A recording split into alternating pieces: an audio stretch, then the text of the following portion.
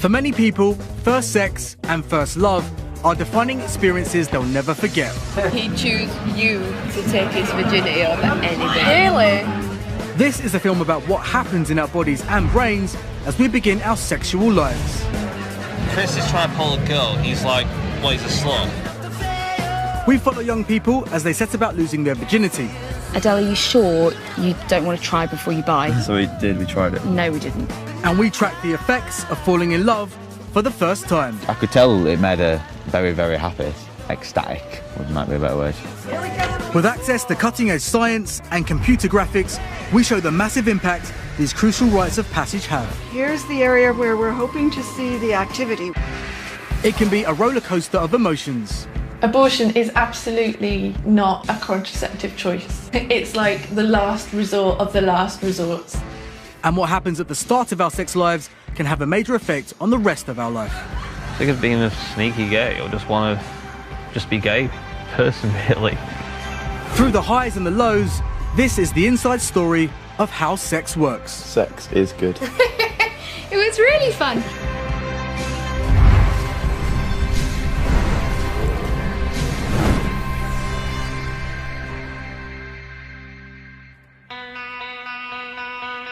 In Leeds, 19-year-old Callum and 17-year-old Karina are in the first flushes of a new relationship.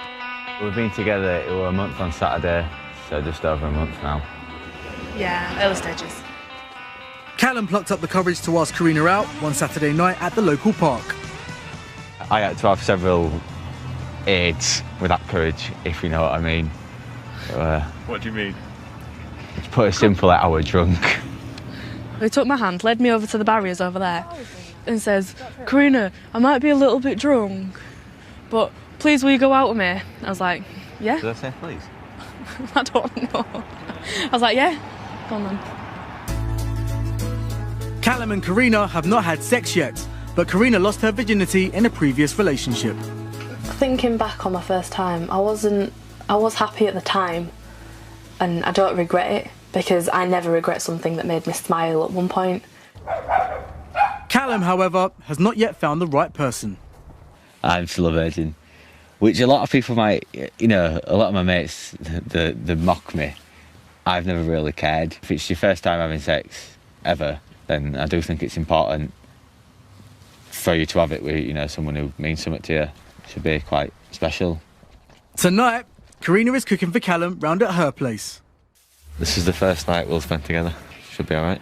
But I think women tend to see things like this as a lot more romantic as men do.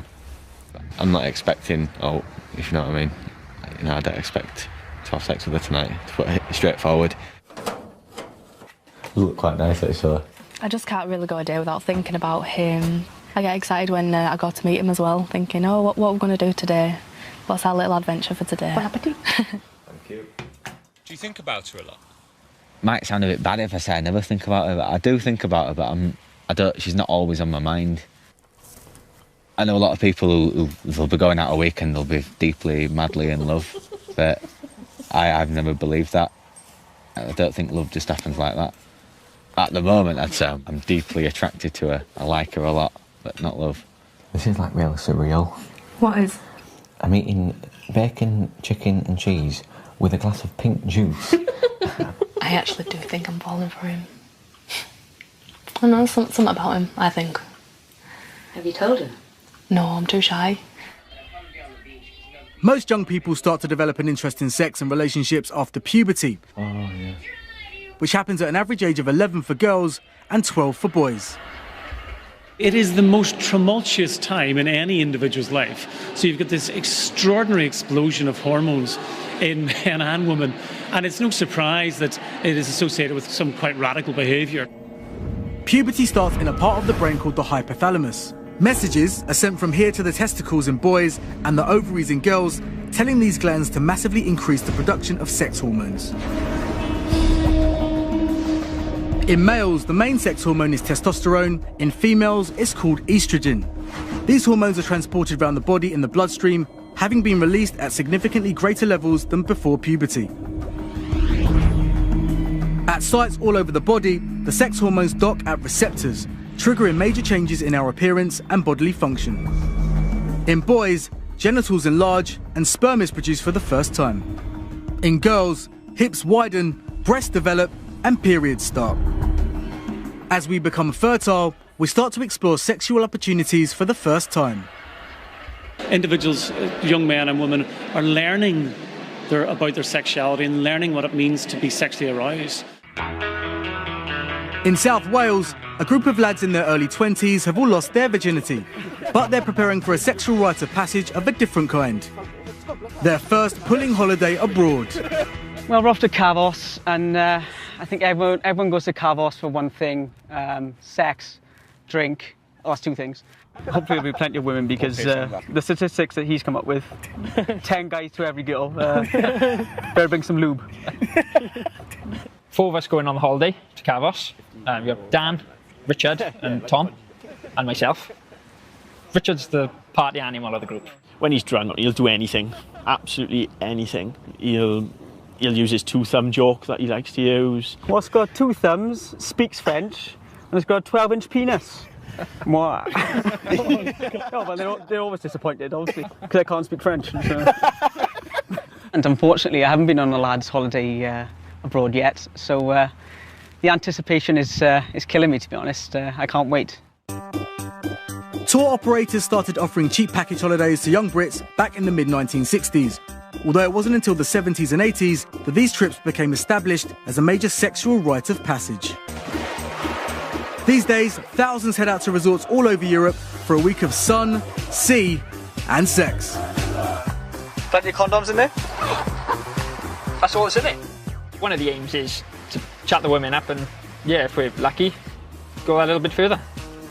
And we're live. It's been a while, so I want to get my leg off. Like, I want a bit of fun.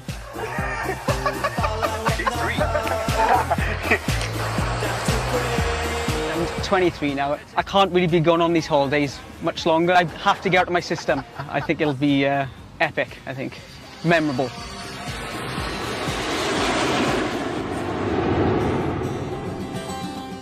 In Gloucestershire, Andy and Adele have been going out for just under 2.5 years and are about to experience a major step forward in their sexual lives. Andy and I are getting married in 2 days' time at the weekend, and we have decided and made a decision that to abstain from having sex before our marriage. Heavenly Father, we thank you for this opportunity to... Adele and Andy are Christian youth workers and met when they were colleagues at the same charity. Pray that there would be... I'm a committed Christian. That's important to me in terms of the girl I seek. Amen. To have someone who I can marry who's got the same passions, the same goals, the same vision for all that is really important to me. Let's go, boys. Most of the young people Adele and Andy work with are not Christians, and the couple are open with them about their decision to wait until marriage before having sex. Were you scared the first time, boys? Not scared? Were you not? No, it wasn't me. Were you not? Everybody's got their own opinion. Well, it's a bit of a crazy thing, isn't it? Do you know what I mean? Is it like... For you, if you've waited so long, then yeah, fair enough, I suppose it is. But... So there's no sexual activity involved the whole of your 27 years? what do you call sexual activity? What? Bar kissing. There was minimal sexual activity prior to us getting married. I feel sorry for it now. It's so funny the responses that you get. You know, initially they say, well, how old are you? And you say, well, I'm 29. 29 and you're still a virgin? That's ridiculous. When you get married with someone, that's your lifetime partner, isn't it? And then you, like, lose your virginity to them and it's like falling in love. But you don't have to wait, do you? It's a choice that you can make. Why would you want to wait? Why don't you just, like lose it and, like, feel the pleasure? For me, it was about only having that experience with one person, and so I wanted to make sure that I waited till I was married. It's just natural to lose your virginity at 14, 15. Get pregnant by 16. The average age boys and girls lose their virginity in the UK is 16. Adele and Andy's pledge to save sex until marriage in their late 20s has even surprised some of their friends.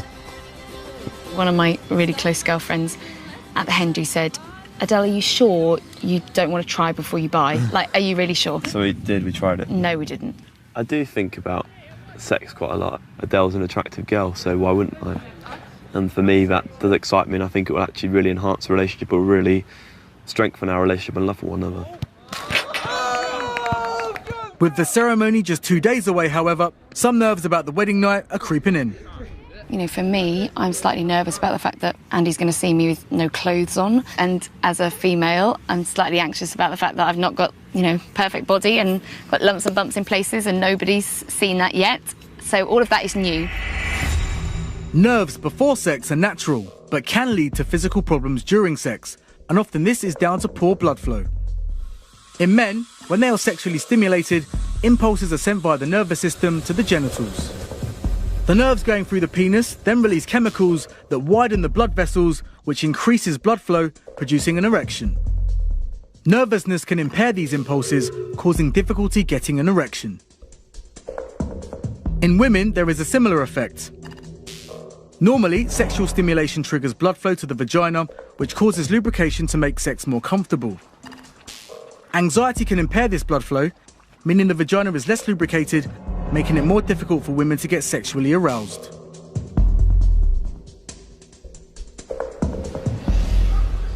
Over in Kavos, the lads from South Wales have their own problems to deal with, as their dreams of a sex-fueled holiday in the sun seem a little optimistic.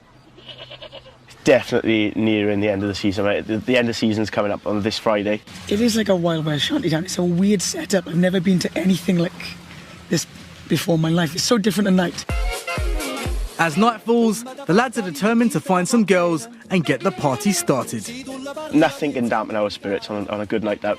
When there's plenty of girls, plenty of alcohol, bit of music, nothing can stop getting in our way.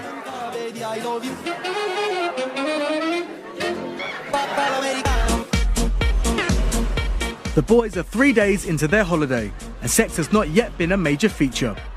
When it comes to kissing girls, however, one member of the group is way out in front. So tell me who's been the most successful so far? Well, the most successful, I would say, is myself. Met a different girl every night. I think that makes me sound quite bad, actually. Griff's doing great, as per usual. Mirror reflection on last night where he's pulled and he's just going back for seconds, I think. He loved a bit of secondary dessert, so to speak. He was trying to find her erogenous zones and he couldn't find it. So I had to find it for him. I said it's her neck. If you look, he's kissing her neck all the time. That is her main erogenous zone. When we kiss, our bodies go into pleasure overdrive. The lips and tongue are packed with nerve endings that are incredibly sensitive to stimulation. This sparks the release of the feel-good chemical dopamine by nerve cells in the pleasure centers of the brain. When dopamine attaches to receptors on neighboring nerve cells, it triggers feelings of euphoria and excitement all over the body.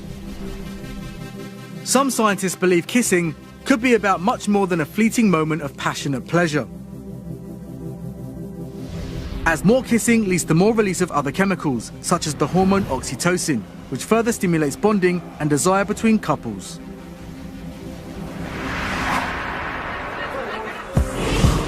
So as soon as that kiss happens, your buzz definitely heightens and you really feel a good adrenaline kick.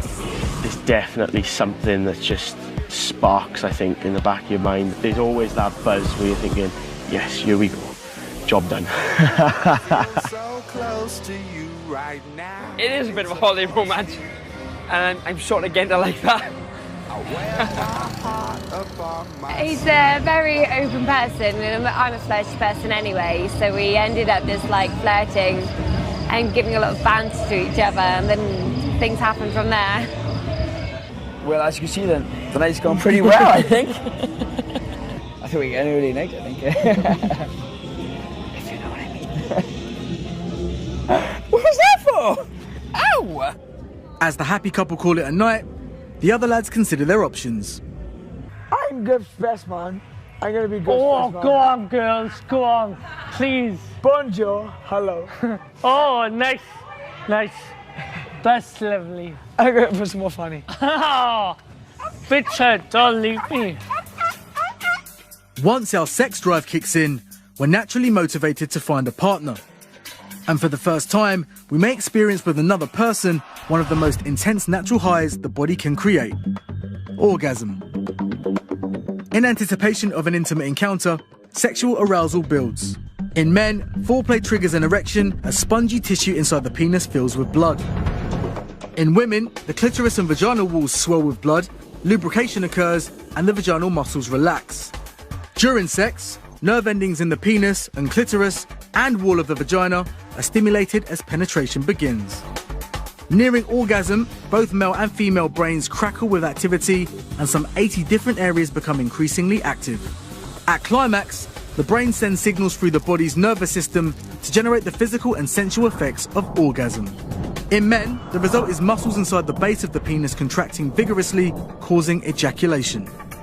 In women, waves of vaginal contractions are set in motion, spasming every 0.8 seconds. A few moments of pleasure, then it's over. For many, these intense sensations can be a formative experience as we begin our sexual lives. Finding a sexual partner is not the only challenge we face in our early sex lives. 23-year-old Martin had a confusing time when his sex drive kicked in as a teenager. I always saw myself different to anyone else at high school, really. I just fancied men for a long time, and I just didn't want to accept it. I thought, okay, I just need to sleep with a girl. Maybe I might end up turning straight then. It's a stupid idea, I know, but that was my way of thinking back then.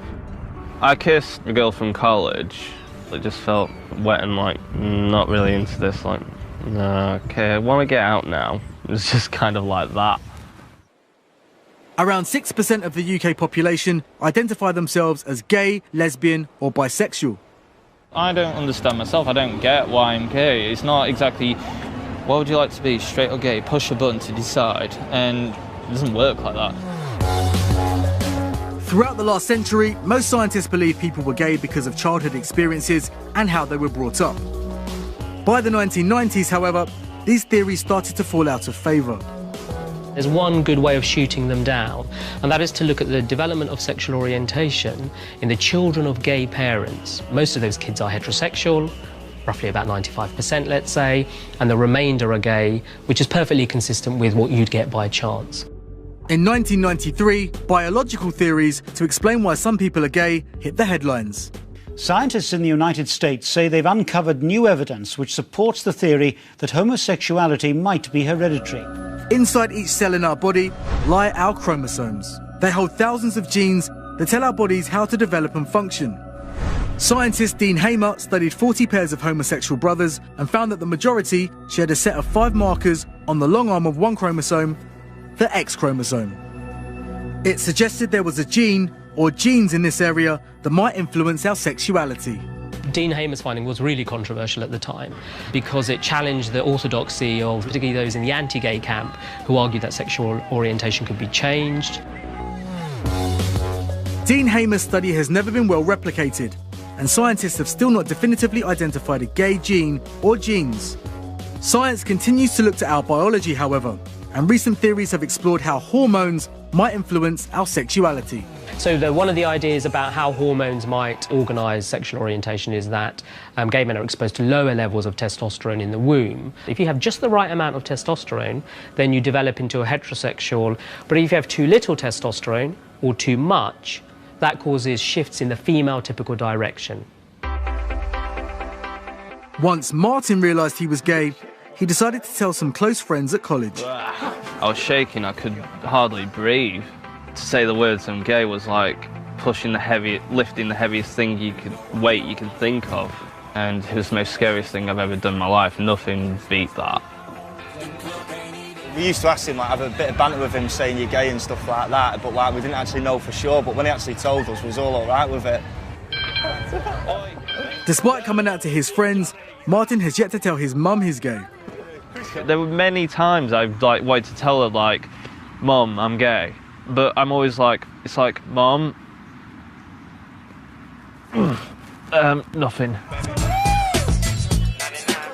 As a result of not being fully out, Martin has never really explored the gay scene. I feel comfortable in the straight world. I don't know anyone in the gay scene. I don't know any gay people. All my friends are straight. But going out to straight bars can have its frustrations for Martin when his mates start pulling. Chris is trying to pull a girl, he's like, well, he's a slut. When he talks to me, I'm just like, oh, I shagged this bird and I did that to him. I'm like, Chris, I don't want to know. I'm freaking jealous. It's like everyone else on the pool. It's like, well, it's easy for you, mate. You're straight. You're in straight clubs and pull. I'm a gay guy who goes straight clubs and I can't pull. Well, obviously, if he's attracted to a straight man, if he says something, he could get a punch on the nose, because that's the way of society, you see, so... Even when the gang move on to a drag bar, Martin's mate Chris looks more at home than him.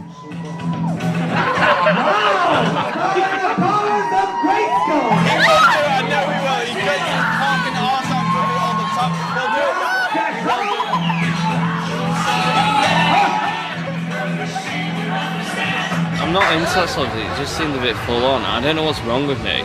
I feel like I'm mad in the head. It's like, I'm a gay guy who likes straight clubs, but when I get into gay clubs, I might get nervous. And I don't know what to do, it's like I feel trapped. For Martin, the key to his feeling comfortable with his sexuality is finally coming out to his mum.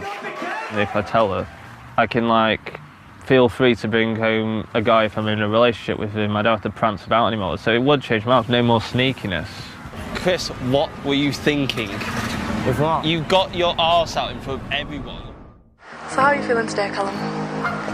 I'm okay. Callum and Karina have been spending every day together, and the relationship has entered a new phase. Expand the feelings of how you're feeling. I'm fine. We were down on this little island thing, and he's like, Karina, come over here, I need to talk to you. I was like, okay then. It's like, Karina, I might be a hypocrite, I've told you before, but I think I do actually love you. And my heart just exploded really. I was like, oh wow. Had you planned to say it? No, it was quite spontaneous. I was just with her and I thought, I actually love her, so I'll tell her, because she's brilliant. For the next week or so, I had a massive smile on my face. I was like, say it again.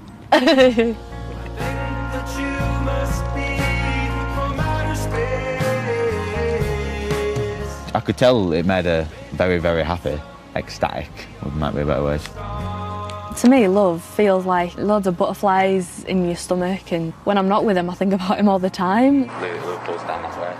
It is just knowing that someone is there for you and that you're there for somebody else, always.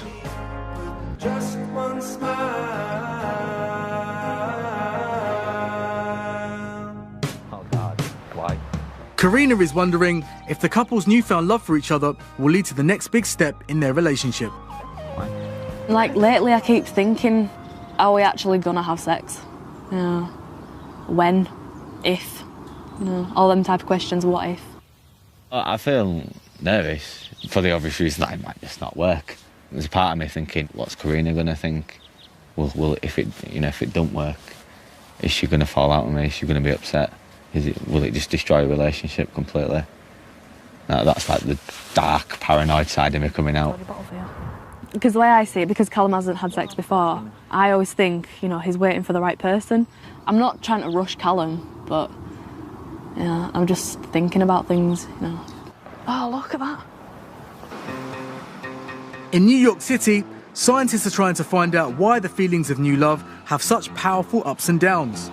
Yes, I do. I love that. Actors Diana and Albert have been going out for 7 months and have agreed to take part in a study. I actually think this is going to be the first time I've seen you drink a cup of coffee, and I'm actually quite surprised by that. From afar, eh? We met in rehearsal at the Living Theater, and I remember seeing him in rehearsal, and he was wearing his workout gear. I was not wearing workout gear. Everything you wear looks like you look like you're wearing workout gear right now. Just give me a kiss. Today's experiment is one of the first to look at brain activity during early-stage intense romantic love. What we're going to do is scan the brain of a young woman who says that she's madly in love. And what we're trying to find out is exactly what is going on in the brain when you feel that elation, the euphoria, the giddiness, the possessiveness, the motivation, the craving, the obsessive thinking of early intense romantic love. First of all, Diana must be assessed to check she is sufficiently in love to take part in the test. What were some of your bodily reactions when you began to feel that you were really interested in him? And I remember the second he walked in, it was like, it was like shaking. I'm sitting at the desk, I'm doing my keyboard thing, and I was just so happy he was there, you know, just like elation and warmth. Elation. Elation. That's a total major elation. aspect of intense romantic love. So, yeah. That's what love is like. It's a very powerful experience. We need to capture you in that intense feeling of romantic passion for Albert.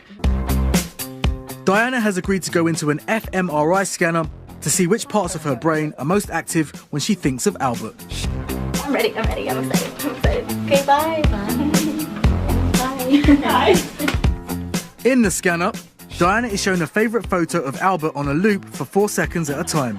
Look at his face. Then, to cleanse her mind, she is asked to count down in increments of 7 from a random number. Finally, Diana is shown a photo of a friend she has no romantic feelings for. The research team is looking for differences in brain activity when Diana thinks of Albert compared to when she thinks of her friend. Well, here's the area where we're hoping to see the activity. We're hoping the scanner can pick this up because we know it's there. Right. It's just a little factory near the base of the brain, right? And the team suspect the ventral tegmental area in the brain is particularly active in the first stages of romantic love, releasing large amounts of the chemical dopamine.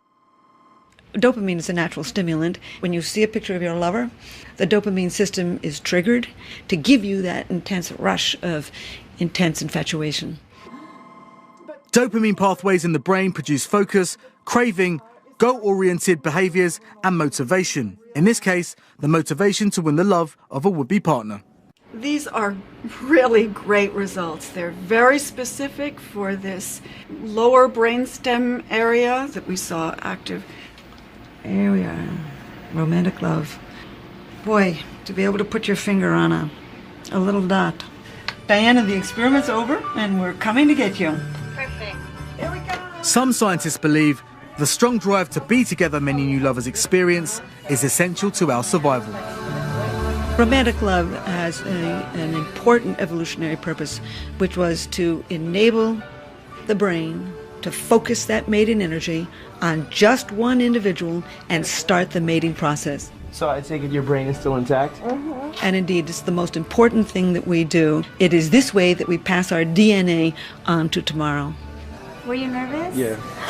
Yeah, totally. I was actively thinking about Albert, and I just got these like images of the future rather than thinking about the past. Suddenly it shot to the future of, oh my gosh, what's gonna happen? 2 months, 10 years, 15, 20, 30, 40. And I realized I was smiling the whole time.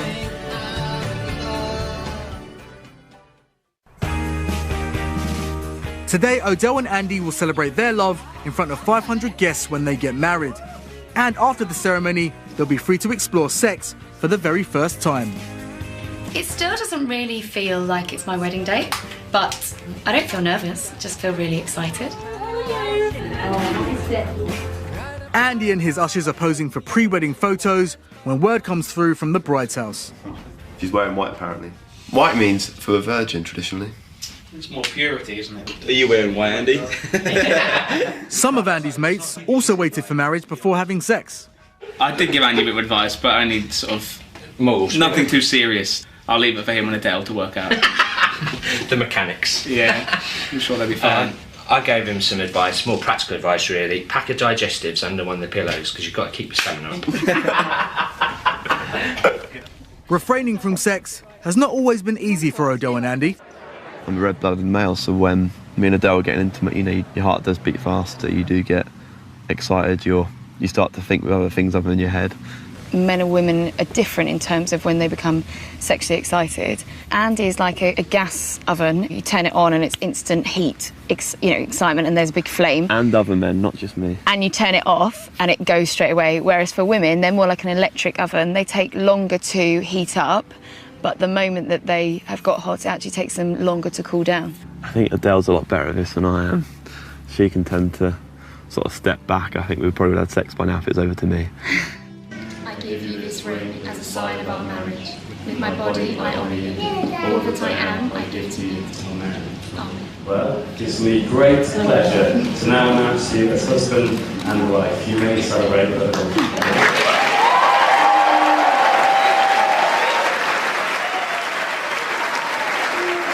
It will be fantastic when we do have sex in like the context of marriage, and the fact that we can both enter that without having previous sexual experience is fantastic. First-time sex can often be a case of trial and error, but the fact that Odell and Andy are deeply in love may stand them in good stead. Some scientists believe that particularly when women are in love, they have better quality orgasms and can achieve orgasm more easily than those who aren't. In tests, this has been linked to a brain region called the left insula, which showed greater activity when women saw their beloved's name written down. The more satisfied the female test subjects were with the quality of orgasms in their sexual relationship, the more this brain area was activated.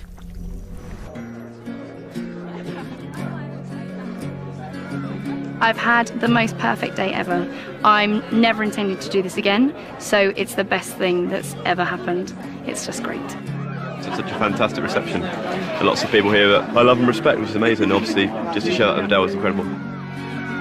At the reception, conversation turns to the wedding night.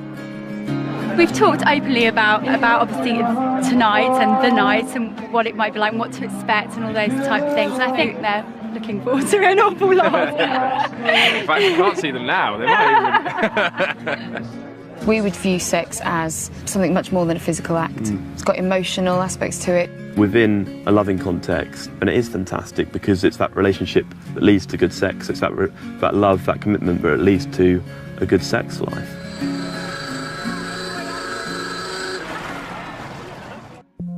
Choosing when to have sex for the first time and who with is a major decision, and we don't always get it right. 20% of young men and over 40% of young women feel they had sex for the first time too soon. In recent years, a small minority has taken the extreme step of resorting to cosmetic surgery in an attempt to return themselves to the physical state they were in before first sex. The procedure is called hymenoplasty. The hymen is a thin, fleshy membrane that is found at the opening to the vagina. When the hymen is stretched, it can rupture, which sometimes causes bleeding. For a long time, it was believed an intact hymen was evidence of virginity and that it would be broken the first time a woman has penetrative sex. However, the hymen can be ruptured in many different ways, such as horse riding or through the insertion of a tampon. Despite this, in some cultures, the hymen is still symbolic of virginity. What we do in a hymenoplasty is recreate that barrier so that it re-virginizes, so to speak, the patient. Today's patient is Judy, a committed Christian who regrets losing her virginity to a high school sweetheart. She's asked to be anonymous as she feels she will be ostracized if it becomes public she's not a virgin. I was born into a very, very conservative Catholic home. Sex before marriage is not allowed at all. He was my best friend. We did date for a little while in high school, and it was hard because he had really strict parents and I had very strict parents. He had told me that he was in love with me. He did propose to me. So I said yes, and we're engaged, and then one night it just happened. Judy and her boyfriend had sex once. Then 2 months later, he disappeared. She eventually caught up with him on Facebook. He messaged me back saying, "I'm sorry to tell you this, but I got married a week ago. I met the most amazing girl ever, and I had to leave because I loved you too much." I was in shock. I gave him my virginity. I gave him something sacred that at the time I felt like I wasn't going to get it back, ever. Hymenoplasty costs between £2,000 and £4,000 and is relatively rare, with this clinic in the US performing just 7 procedures a year. The first step is to expose the area so that one can actually see what is going on. You can maybe feel a little pinch. And in the second step, the edges are freshened up. I mean, cutting the old scar that has formed on the free edge of the hymen, allowing a bleeding edge to form. And then the final step is a suture on the outside layer of the hymenal wall that faces the exterior. Now, of course, you don't want to tighten it too much, otherwise, the next time you have sex, it will be exceedingly difficult. Nothing can change how Judy lost her virginity, but she hopes this procedure will make her feel more comfortable about the prospect of first sex with her current partner, who she thinks she will one day marry. He wants to know that he is the only one I have ever been with. The night of the wedding, he is expecting to see blood on the sheet. So here's now the repaired hymen. After a few months, I don't think even the doctor will be able to tell. Maybe I won't be that 100% virgin that I once was, but I will be one again, and that's what I'm looking forward to, just being a virgin again and being myself. In Kavos, it's another night on the pool, and the lads are reaching for a spot of Dutch courage. The booze is really cheap. I tried loads of cocktails, fist bowls. Sex on the beach, Blue Lagoon, the head fucker. Where we come from, they don't really serve those sort of drinks. They don't measure your shots, it's purely just slapped in a glass. Really good, very, very messy. There's a loads of atmosphere in that, but yeah, it's class. As the booze flows, the lad's confidence with women seems to rocket. If I didn't have a drink, I probably wouldn't approach them. I think it stops you from thinking about what you're going to say. When we have an alcoholic drink, it washes down to the stomach and into the small intestine, where it rapidly absorbs into the bloodstream and is sent pumping around the body and to the brain. In the part of the brain responsible for social inhibitions, nerve cells talk to each other by sending chemical messages that influence how we act. If we see someone we fancy but can't get the courage to talk to them, it's messages sent from this area that are inhibiting us. Alcohol depresses the ability of this part of the brain to send and receive these chemical messages. And we become much less inhibited and much more self-confident with potential sexual partners. I think the alcohol makes me not care about how I'm coming across. I'm definitely the person who needs that bit of Dutch courage, to up the ante and get in there, so to speak. Booze doesn't just make us less sexually inhibited. Scientists also reckon we actually fancy more people when we're drunk than when we're sober. It's called the beer goggles effect, and it's a phenomenon customers at a pub in South London are all too familiar with. Beer goggles is the ruin of all mankind. It means you start looking at women and you think they're sexy when they're not. Put it this way, I've seen what she gets when she's drunk. I was just watching. Scientists Lewis Halsey and Jörg Huber are carrying out an experiment to find out why people might appear more attractive after a few drinks. Their study is based around the idea that alcohol might affect our ability to detect asymmetry in the faces of others. People tend to find mates or potential mates or partners more attractive when they're more symmetrical. It's all about finding a mate that will provide good genes to go with yours for your offspring and will also likely provide for your offspring well. You will be shown 20 pairs of faces. Okay. And your job is to decide which one is more attractive. Okay. Yeah, so I'm finding you very attractive at the moment. Yeah, that's kind of you to say. One face in each pair has been subtly manipulated to make it look more symmetrical than the other, and participants must decide which they prefer. The theory that we were working on was that people who were more drunk may be less able to see asymmetry in a face than people who are sober, and if they can't see the asymmetry, then they can't see that sort of lack of attractiveness, and therefore they see the face as being more attractive. After judging the faces, participants take a breathalyzer test to measure how much alcohol is in their bloodstream. 71. What does that mean? It's a fair amount. They're really high. So we found that sober people more often preferred the symmetrical face of a pair of faces when they had the choice than did the drunk participants. You preferred the symmetrical face just 8 times out of 20. There's some reasonable evidence here, not conclusive, but reasonable evidence that a loss of ability to perceive asymmetry after drinking alcohol is at least part of the mechanism explaining what we call beer goggles. Drinking and dating may be fun, but winding up with someone we don't fancy is not the only risk attached. Surveys say that people are 3 times more likely to have unprotected sex when drunk. For men, the main method of contraception is the condom, which reduces the risk of STIs and pregnancy. For young women, the pill is most popular. It won't protect against STIs, but is around 99% effective in preventing pregnancy if used properly. It caused a storm when it came out in 1961. This little white tablet is more explosive than dynamite. What its effect will be on the future of mankind is something nobody can foretell. The pill prevents women from getting pregnant by interrupting the normal hormonal changes that control the menstrual cycle.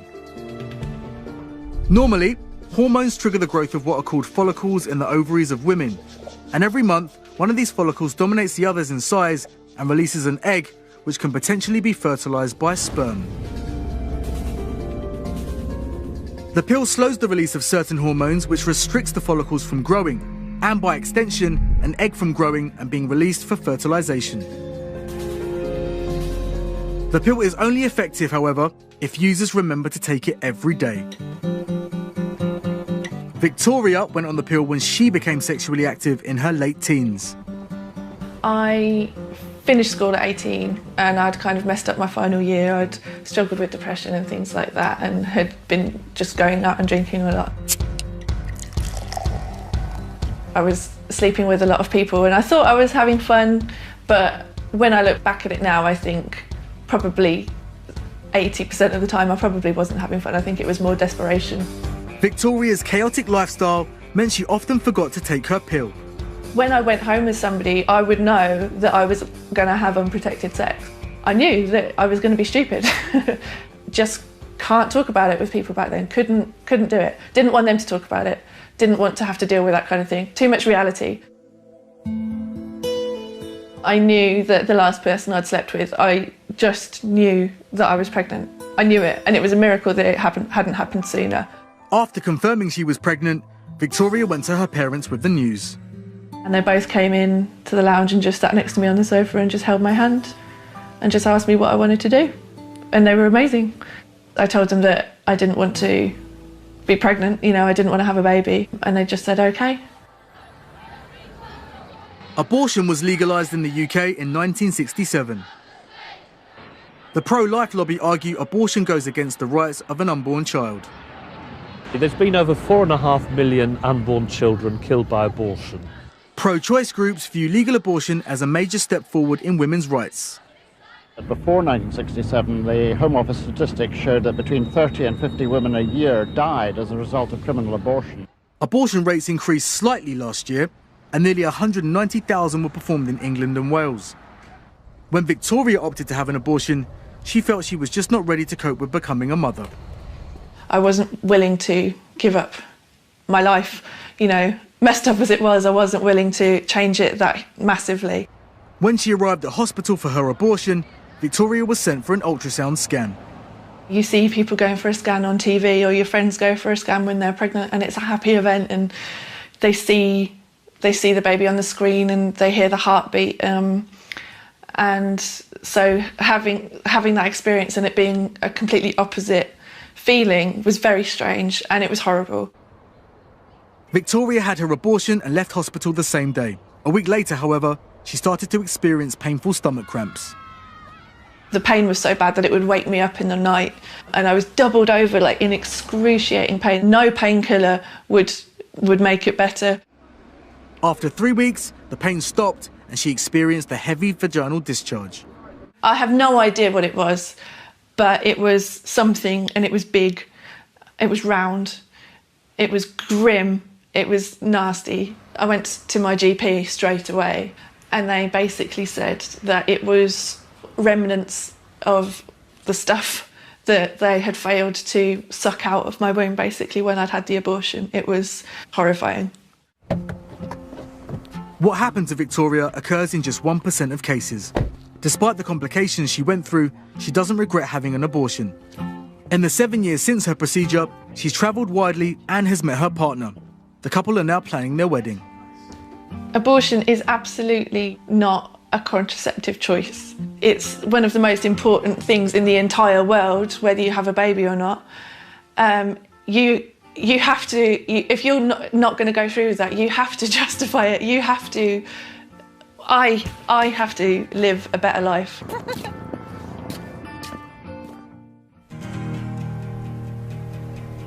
I was raised up believing I was In Blackpool, Martin has been building up courage to tell his mum he's gay. Before the big conversation, he visits his counsellor Steve for some advice. Today is Saturn V rocket launch day. We're on the launch pad and we're going for it. Yeah. Because we built up, and it actually doesn't do you any good to keep, you know, to stop the launch. Yeah. Yeah. I mean, why in the hell? Why can't I just say, Mum, I'm gay? Because it's approval, isn't it? Mm. You want mum's approval, you don't want to upset mum, but you still want mum's love. Well, the scary thing is the reaction. What am I going to expect? Is she going to be mad? Is she going to be fine? Or what is she going to be like? I don't know. It's a very, very, very big day for him today. This coming out process is essential to Martin's development as a human being. It's fundamental. You can't live in a society where you're forced into being dishonest about your true emotions and feelings. I would value the fact my son told me before I found out through other channels. Yeah, one of my friends told her. God, yeah, that would have been awful. So it's about honesty. Mm. So off you go. Handshake. Okay. Go for it, bro. Okay. See you later, pal. We'll see. She's like the one person left that I'm so intimidated to tell, and I don't want it to be different with me in any way. So that's why it's a sort of big deal for me. Right now, I just feel ready, like just go for it. So I'll leave it for longer, I'm just not going to say anything. It's Karina's 18th birthday, and she's getting ready to meet up with Callum, although their relationship has been strained this week. He hasn't spoken to me all day. I've seen him, not to talk to, but he hasn't texted me or anything. Kind of upset, really. Keeps changing. Karina's mate Becky is good friends with Callum too. Like when you're upset and I'll go over to him and be like, oh, this is bothering Karina, that's bothering Karina. The only thing that's bringing me down about it is that he's just hardly showing me any affection, but when he does, I'm real happy. Despite their relationship troubles, Karina has high hopes for her special night. I hope tonight's going to be romantic. It's like, I'm going to be there, my boyfriend's going to be there. That's what I want, really. I'm so excited. We're off to the pendant. Your love is like a study you ever had wrong. Your kiss it could.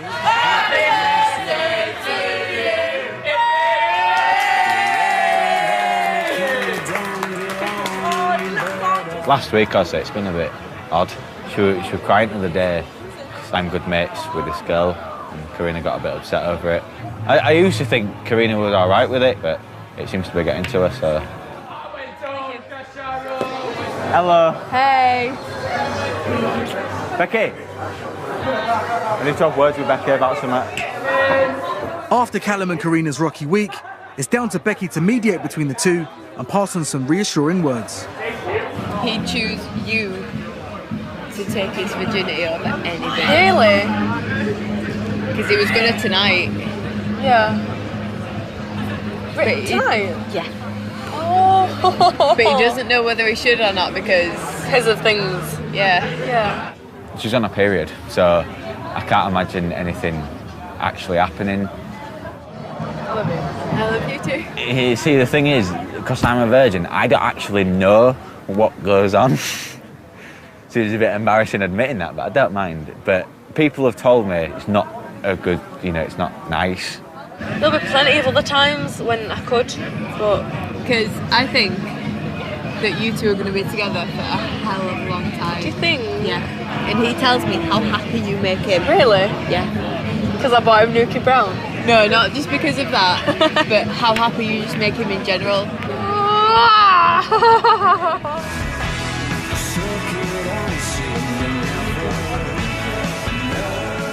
If I was to lose my virginity, it would be her, because she's the special one. She's the one in my life who I do love. Well, she's the best specimen of the female species I've ever met.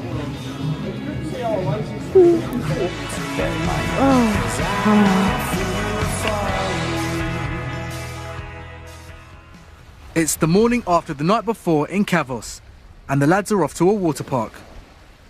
But some are struggling with the early start. How can you be so chirpy? Rough, I think is the word. It's way too early. Terrible. Not all the lads feel so jaded. Best night all week. Everything about it was just tremendous.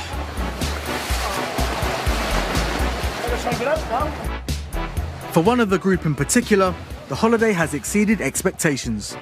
I found someone this week that she's one of the nicest girls I've met. Never really sort of been on a boys' holiday like this, so I didn't really know what to expect. But you see from on television programs, films, they're all sort of one-night stands, and so that's what I was sort of expecting. I didn't expect holiday romance, but no, I kind of like it. It's good. With one night left, the others are reflecting on their own performance. Is it a disappointment to you that you didn't have sex this week? Yes, it is a disappointment, really. Anything can happen, but no night, it will happen.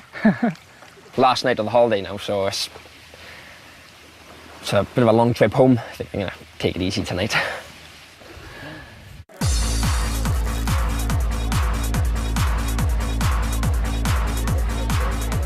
Oh, there's been so many highlights this week. There's been pole dance with fire around us. There's been plenty of free alcohol, which is always a bonus. My age group should experience it when you're young. Just have fun and enjoy your teenage years or your young adulthood, I think. This has just opened my eyes so much now. I want to experience more. Where are you running off? I'm off for a rendezvous. With who? I'm a baby lady. I'm off for a rendezvous with a baby lady. And the love kick starts again. Starts again. And the love kick starts again. This morning, Martin decided to tell his mum he is gay, and he was unsure what her reaction would be. Hello? Did you tell your mum? Yeah, I told her. She was out doing Pilates, and I was like, waiting out, I was like, crap, And when she came back, I was like, if I go somewhere private, do you? Yeah. Martin has been building up the courage to come out to his mum for over 5 years.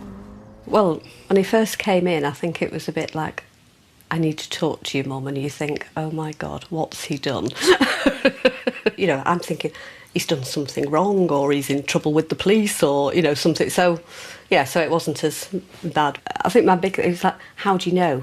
Is it just a phase you're going through? Because I suppose really I wanted him to say, yeah, it's a phase, but really, I'll be like what you want in the end, and I'll get married and I'll have grandchildren, and then you'll be happy. But, you accept these things. But, I did grill you a bit, didn't I? You did. So it was like half an hour of questions. And stuff on HIV, and have you kissed anyone before? Have you slept with anyone before? I'm like, oh. That's what mothers do.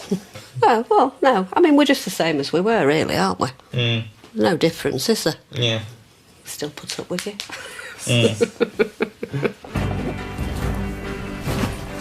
The plan now is to find a nice bloke, good looking and lovely personality, and all that, and just settle down or have a good relationship. That's like the mission at the moment.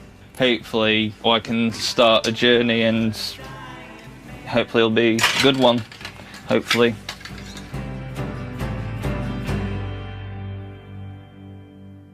Odell and Andy are fresh back from honeymoon and are adjusting to living together for the first time. So far, so good. Yeah, exactly. I'm getting used to a flat being girlified. Goodbye to a bachelor pad, so. Yeah. What's the point in having books, pebbles, whatever these are, too many beauty products, candles, I don't really see any point out any of this, really. After 2.5 years together, marriage and moving in is not the only rite of passage Odell and Andy have been through. Yes, we have had sex for the first time. Yes, Have we? have. Yes, we have, Andy. Glad you remember it so well. The best way I can say is it evolved, and it was fantastic at times, and at times it was perhaps laughable. It's the best way I can put it. I thought it was going to feel really weird and it was going to feel a bit odd, you know. But actually it didn't feel like that at all. It just felt totally right. But it has been kind of quite funny, like getting embarrassed at chemists and stuff. And So I was thinking, where do they even sell, you know, parts of, I don't know, lubrication and condoms and all that? Where do they even sell it in Boots? Because I'd never bought it before, so I didn't have a clue. and then you feel naughty going up to the counter. And that was all quite amusing. So Andy, as you can probably guess, just, you know, left me to pay and ran off so that I had to do all on my own. I think for us it just reassured us that our decision to wait and our decision to put it into a married life and a strong relationship was the right one. It was really fun. Sex is good. It was really fun. Next time, we explore what happens when we start to play the field. I love exploring sex just as much as I love eating, and I love eating. From the pleasures I've never had an orgasm quite like it. The Valhalla orgasm. to the dangers I was just given this, what I thought at the time was a death sentence. of promiscuous sex in our 20s. And How Sex Works continues next Monday at 9. In fact, the sex season continues throughout the week here on 3. At 9 tomorrow night, we take a look online at Websex and ask, what's the harm? Then on Wednesday at 9, funny man Jeff Leach fesses up to every single notch on his rickety bedpost in Confessions of a Sex Addict.